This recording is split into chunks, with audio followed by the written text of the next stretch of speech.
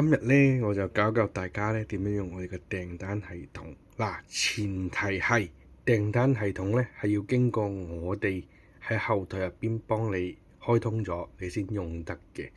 所以你要記住呢個點。如果你冇開通，你係見唔到呢一個界面嘅。咁好啦，咁我當你開通咗之後咧，你會見到下邊右下角有一個訂單嘅公仔。咁咧，你就會見到有唔同種類嘅訂單啦，有待處理啦、歷史訂單。歷史訂單咧就代表即係之前你用過嘅訂單啦。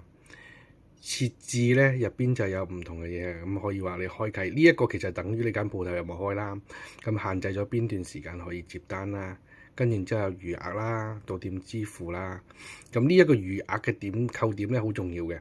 如果假設佢已經係你嘅會員，入邊佢有錢，咁就代表佢可以直接落單嗰陣時咧，就已經可以直接扣到佢嘅錢啦。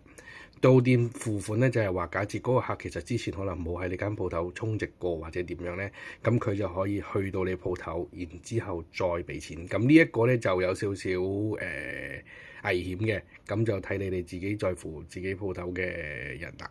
咁呢個外賣樂盒咧就係話緊佢每一張單入邊每一個餸入邊加幾多錢啦。咁亦都可以自送嘅。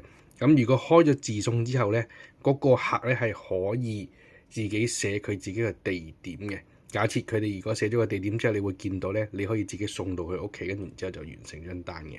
亦都可以准許呢個預約取餐嘅。預約取餐係咩意思咧？佢上邊咧就有少少似奧美嗰邊佢哋嘅，可以自己提前即係碌定話，可能今日我6點鐘上去食嘅，跟住之後佢就會落咗啦。咁然之後新訂單提醒啦，咁呢啲都係啦。自動接單咧就係代表咧，佢係會喺我哋嗰部出單機嗰度自己出單，同埋會自己接單嘅。咁我一間再詳細少少講呢一個。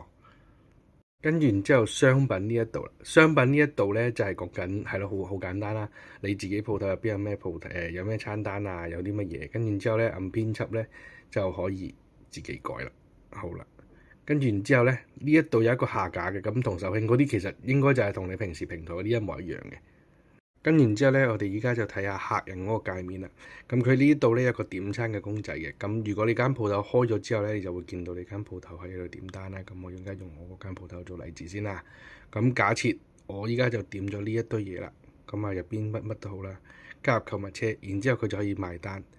咁埋單入邊咧就所有嘅嘢啦，佢可以打一打備註啦，然之後可以外賣自取啦，可以堂食。咁啱啱同你講過啦，佢如果假設佢哋係話可以自送嘅話咧，呢度有多個掣，跟住之後話俾佢可以自己打自己嘅點嘅。跟住之後好啦，時間就係話立即取餐。咁呢度啱啱就係同你講過預約嗰度，佢可以依度其實如果係開咗預約嘅話咧，佢係可以自己揀時間嘅。好，跟然之後呢一度咧就係嗰個啱啱講緊啦。如果佢開咗嗰個用餘額扣點嘅話咧，呢一個位咧就係會見到佢自己有幾多餘額嘅。但係咁我冇嘅話咧，就到點付款。跟然之後咁個客就會按下單。佢點完之後咧就會見到呢一個界面入邊見到晒佢依家所有嘅訂單嘅狀態。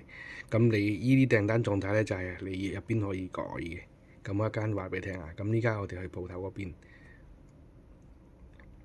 去鋪頭嗰邊咧，我就建議你長時間都開住呢個界面嘅。我唔記得開聲咁嘅。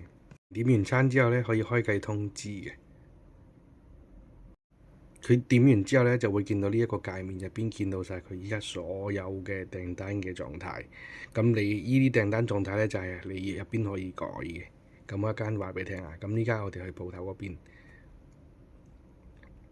去鋪頭嗰邊咧，我就建議你長時間都開住呢個界面嘅。好啦，去到呢邊訂單嗰陣時咧，你就會見到咧佢有一張單彈出嚟嘅。正常嚟講咧，我係非常之建議你，亦都需要你哋咧開住呢一個界面。跟住之後咧，當佢每一次有單嗰陣時咧，佢就會即刻彈出嚟，然之後亦都會有聲音嘅。咁好啦，咁你就按照正常咁樣操作啦。咁你就開始製作啊之類咁嘅嘢。咁呢度我就費事撳啦，因為張單真係喺度嘅。咁我就按翻取消先啦。好啦，取消完之後咧，其實咧呢一 part 其實仲有另外一部嗰部 POS 機咧，嗰部 POS 機係會出單同埋會提醒嘅。